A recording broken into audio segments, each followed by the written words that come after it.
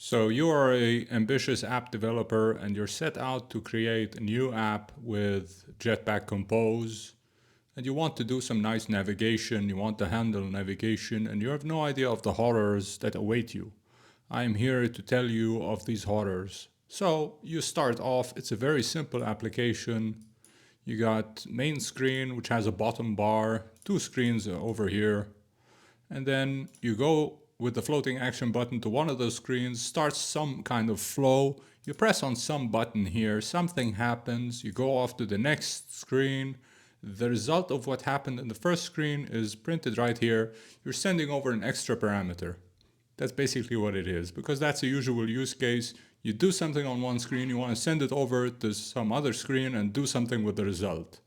And off to the third and fourth screen. When you're finished, you go back to the main screen, and that's about it. That's the template of the application we're going to be using to showcase this navigation stuff. Yeah, all of the options you're going to see on how to do the navigation are going to be on this kind of use case. So again, floating action button takes you to screen 1, something happens where you press this button, you go to screen 2, there you go, that's what you pressed. Screen 3 and 4 are useless. We're going to refactor those in each option to see how easy it is to refactor such a thing. So the code looks like this. You got your main activity. So the app looks like this. These are the routes, main, profile, 1, 2, 3, 4. 2 takes a parameter that's sent from 1. Here you have your nav controller, basic stuff. And for this scaffold, only this one, which contains this bottom bar and these two screens here, you're going to say bottom bar for the scaffold is our own custom bottom bar, which basically is just typical. You have your backstack entry, current destination, and you just got two navigation bar items. The icon is whatever, text is whatever. Current destination, this is how you find out whether to select this item or not. You go over the current destinations hierarchy, and if any of those destinations match your own route that you're in, this means you're in that thing and it should be selected. On click of it, you handle navigation by going to wherever you want to go. What does handle navigation do? It just does this. Pops up to that start destination of wherever you were at. Restore state yes, launch single top, so you don't have many instances of the same screen. And the same goes here. Same thing. Straightforward. It's nothing. So here you pass your composables. You got 1, 2, and 4 screens. So that's 6 over here. That's the main. And for these two, we're just going to pass how to navigate forward because there's no back from these two. You're just going forward. For the other screens, however, there's screen 1. The navigate forward for that is navigate to screen 2 while replacing the path for it. You take out this parameter and you put whatever you want to put in there. And this myData object is going to be provided whenever the caller calls this navigate forward from screen 1. The navigate back for this is just navigate up. Screen 2. Here you set it up to receive a certain type of navigation argument, which is called parameter. And its type is a string. And here you grab that parameter from the nav arguments. You pass it to screen 2 so it can display it in the top bar. The navigate forward for this one is just screen 3. And navigate back is up. Same here for screen 3. It goes to 4. And I want it when it reaches screen 4 to go forward back into the main screen. So what I do is obviously navigate to main path, navigate forward to screen main, and launch single top so it doesn't create more instances. Navigate back is navigate up. So this is how it is. Screen 1, you're gonna do a scaffold for this guy. Top app bar colors, your title, your navigation icon, and how to go back. The floating action button, you can see here these stuff, the title, navigation icon, what it's gonna say here, and the floating action button. So this is the floating action button. This is where navigate forward is called. My data is right here. Where is my data coming from? Well, we have a view model here. What does it do? It just defines a state flow and it just populates it with whatever, right?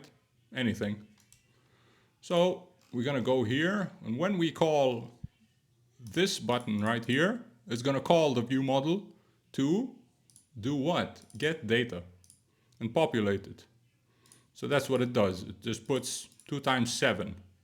And the actual text for this text view is screen 1.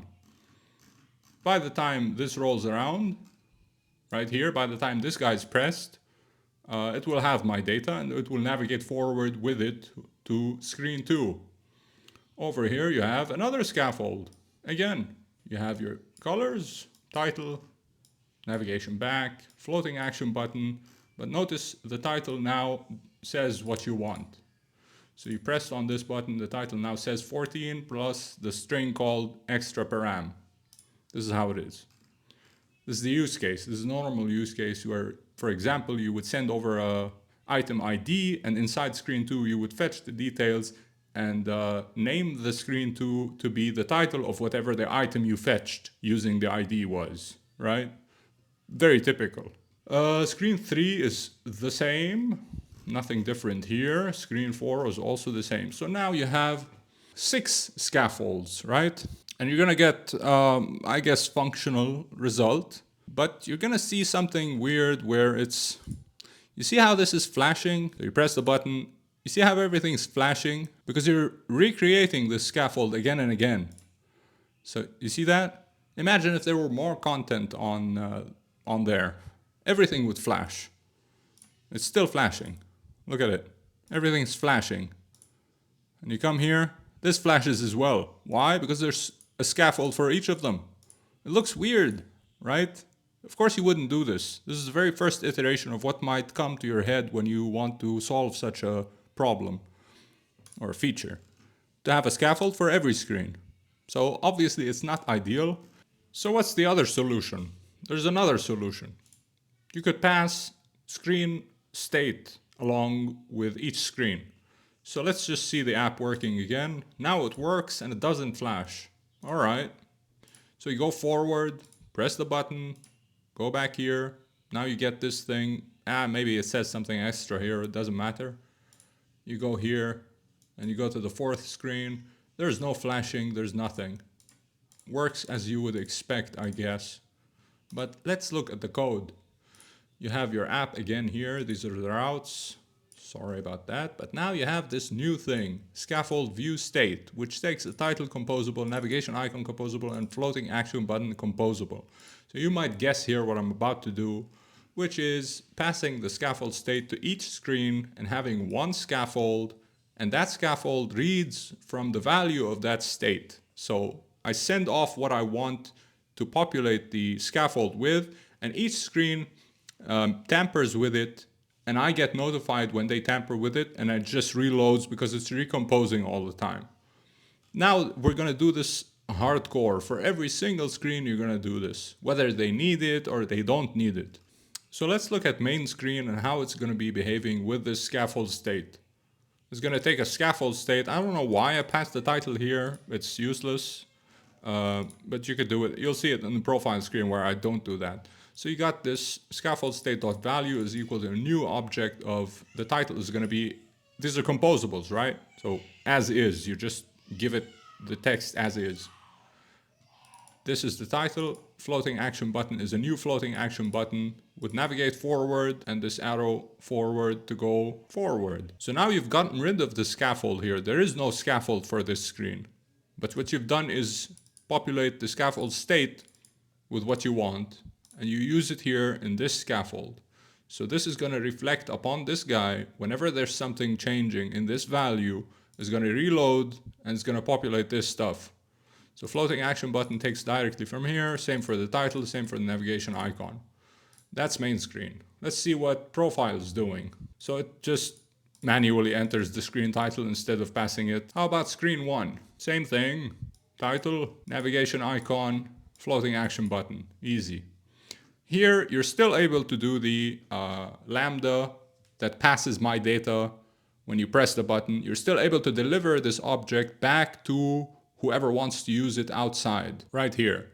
So this guy needs to have this my data passed somehow from wherever my data is being generated, which is screen 1, by virtue of clicking this button, triggering this view model to go and do something, and then populating this data with the new value, right? And here's my data, collect as state, because you want to collect it and be updated of whenever the state changes.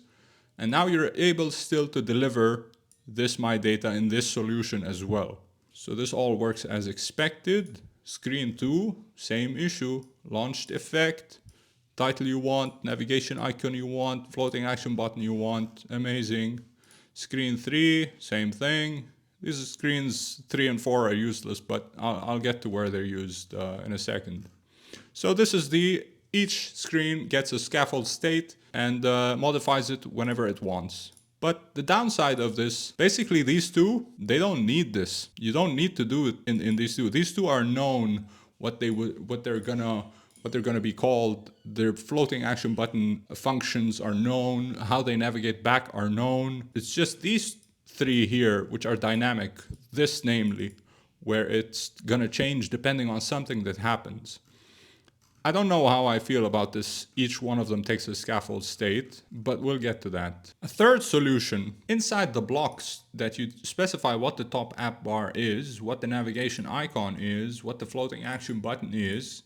Inside there, you can check for where am I right now in the navigation, and according to that, do something. So if I run a switch statement, like for example, what I've done here is one scaffold, right? Let's look at screen 1. There's no scaffold here, and there's no scaffold state either. Screen 2, same thing. Screen 3, same thing. Screen 4, same thing. And yet, let's run it. It's not going to run, actually, because this is unrunnable, because it doesn't work. But let's follow the idea to the end. So in the title here, what we're going to do is get screen title given navback stack entry. So the navback stack entry is going to tell us where we are in the stack. Are we at screen 1, screen 2? So when this destination's route is either main, profile, 1, 2, 3, 4, all of them, call them navback stack entry destination routes. So all of them are going to be called main, profile, screen 1, screen 2. You could, of course, have other values here and not bunch them all up and call them like this. You would have a when statement, just like this. And for path, for main, you call it my main, whatever. You get the idea. This one's easy as well. Get previous destination. All of them will get a back arrow that's going to navigate up. So it's just going to go back for all of them. However, get next destination. This guy is supposed to handle what the floating action button does. So the floating action button for screen 1, if you remember, this is going to wait for this guy to be pressed and send over the data from the view model called my data so that screen 2 would display it at the top. So how do you get access to the view model of screen 1 if you're still in the app? We're still here in the application class. We're not inside screen 1. We're trying to deliver everything that screen 1 needs to do from app. Before anything is born, you're gonna try and say, hey, when your button clicks on something, grab the view model data and deliver it. Deliver what? We're not even there yet. You don't even have access to the view model. So you're gonna be in a situation where, okay, you know what? I'm gonna create a view model right now for the screen 1, and I'm gonna cause it to do something and prepare that thing for me so I can declare it right now how the navigation is going to be before I even get to that screen. So you can tell how crappy something like this is, but this is what you would theoretically do. You would have the screen view model here, because you can't have it here, right? Because it has to be, this error. Composable invocations can only happen from the context of a composable function. So you'd have to define it here. Result is get destination. I tried to do this, for example, and then do result.invoke here. Yeah, no. It's not gonna work. You end up with get destination. Fine, let's go through that. For profile and main, it's gonna be routes screen 1. They both go to screen 1. Okay. For screen 1, my data is screen view model, the one I just initialized, collect as state. Okay, but who's gonna call the my data to change? You collect the data as state. You're collecting this data as state, but who's gonna call this guy? Screen 1 is. You're not at screen 1 yet. So you're collecting as state, and then you go to screen 1, then you press, and then the other guy should be notified. Well, it doesn't get notified. I tried a million things. It's not gonna work like that. It just doesn't. But theoretically, if it does, you would have this my data here, and then you would navigate given this my data.value. Instead of having the navigate forward lambda that we had, you would just call it here. And this is your data here. It doesn't work like that. This other one, screen 2, is navigate screen 3. 3 goes to 4, and 4 goes back, loops around to main. That's it. That's what I wanted to showcase with this third solution that I think is the crappiest. But let's go over the first one and try to refactor that, see how each one of them handles refactoring, whether better or worse. So this is the first one. Each screen gets its own scaffold, is what you remember. If we go over to the branch called each screen scaffold refactor, the first solution is called just each screen scaffold. So to refactor and remove 3 and 4, all you have to do basically is remove the composables from here and just remove these 2 screens from the repository. The rest stays absolutely the same. Nothing changes. Of course, you remove the mentions here. Yeah, it's flexible, but because it's so verbose, I don't know the trade-off here, but you know, I found this one much easier to refactor. Just remove 2 screens with everything that's related to them just by removing the files and removing the composable references, and they're gone. Of course, you have to replace this loop back to main, give it to screen 2, but that's about it. Scaffold state, where you pass scaffold state to each screen. So screen 1 gets scaffold state, populates it. To refactor this one, I would argue it's the same ease with which you refactored the first solution. Just remove 2 composables, remove the files, remove them from the routes, and that's it. That is all there is to it. Again, because it's very verbose, you're giving a scaffold state to each screen, as if you're giving a scaffold to each screen. I don't find it any different, except for the visual effect, which goes away, which you can see it, which you don't see it flashing anymore. But I don't like this 100%. I'm fine with it. It's not my favorite. It's not what I would do. The one where you determine each top bar, each floating action button, depending on where you are in the navigation, it's not working at all anyway. So it's not about liking it or not. It's broken, I believe. So I don't use that, so I didn't refactor it. But if you were to refactor this, just looking at it, you would have to remove a lot more than just 2 screens and their composable references. You would have to go here, remove this, replace that. You would have to do it here as well. You would have to do it here as well. You would have then to remove this stuff. But since here you are grabbing view models before they're born and all of that, you're probably grabbing them here or somewhere. That you have to remove as well. It's really messy. You should never do this because it's impossible. So the final solution that I proposed, or the one I'm adopting at the end, is a combination of both figuring out where you are in the navigation backstack and determining what to name each screen as, plus the scaffold state solution. So it's a combination of both. And it ends up looking like this. So you got your title here. Let's first see how it's going to behave. Okay, you got main screen, you got profile screen, none of them flicker. So you go off to the first screen, you press the button E thing, and you go off to the second one. It adds your extra parameter here. You go off to the third and to the fourth and back to main. So that's how it runs. Great, let's see what's being done here. So this is a extension function on the nav backstack entry. This is what it does. It figures out first, it's got scaffold state ready, right? So it figures out, is this a bottom route or not? Is this a primary route or not? Is this one of the routes that I need to do the scaffolding thing to or not? If it is a bottom route, meaning you don't have to do this scaffolding state thing to it, you empty out the scaffold state from other previous uses so the screen doesn't change very quickly between them. And then you get the bottom route title, which is going to be pretty straightforward here. When it's main, you call it main. When it's profile, you call it profile. Otherwise, you just return the app name. Otherwise, you use whatever the scaffold value title is. Meaning, in screen 1, you do this scaffolding thing. You do it for navigation icon, you do it for title, you do it for floating action button. All of them are going to have the option of figuring out whether this needs a scaffold or it doesn't need a scaffold.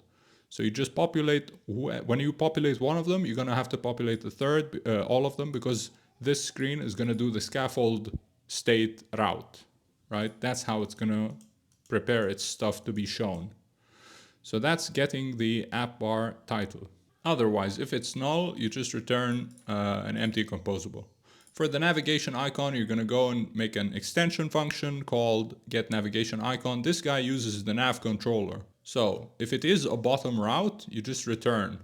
There are no navigation icons going back for bottom routes. Main and profile are not go backable from. You prepare the on-click action. What it's going to do for all of them is going to be navigate up. Now you return an icon button with the on-click action that you prepared and an arrow back to go back. Great.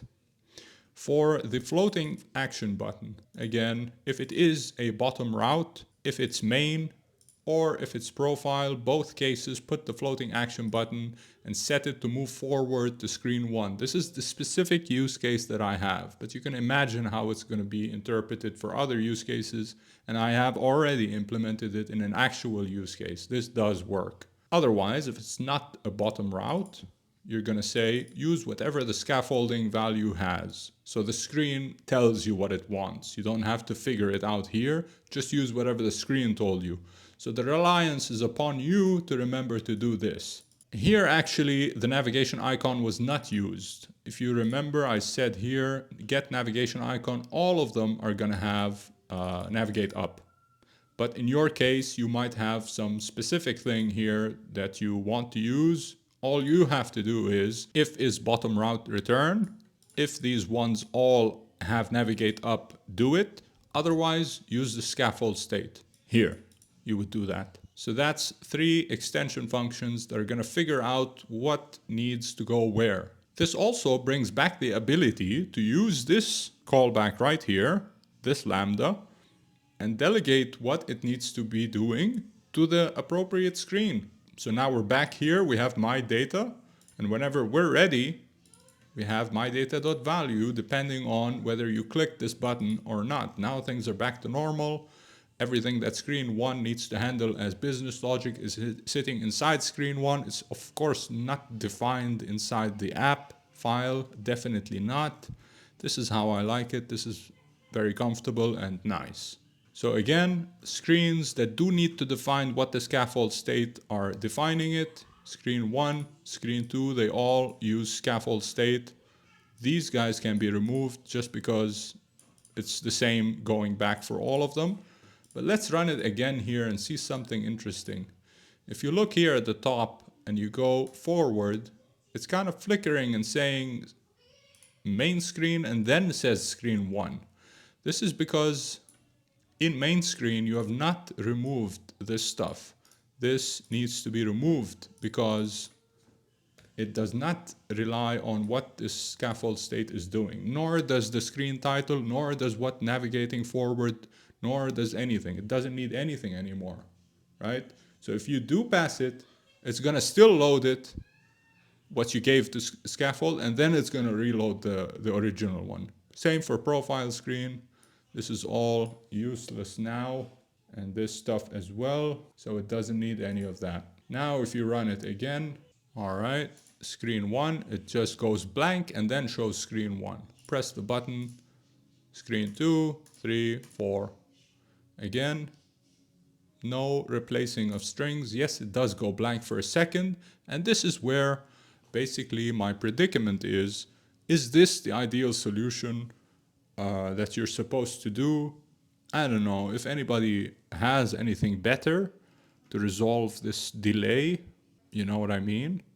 This delay where you have to clear it out, because if you don't, let's look at how it's like when you don't clear it out before you use it again for a second and then populate the new one or something like that.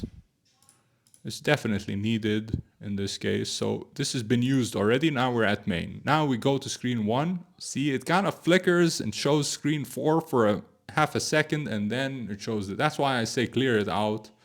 So that I'd rather have empty value instead of the old value being printed. So that's the sacrifice.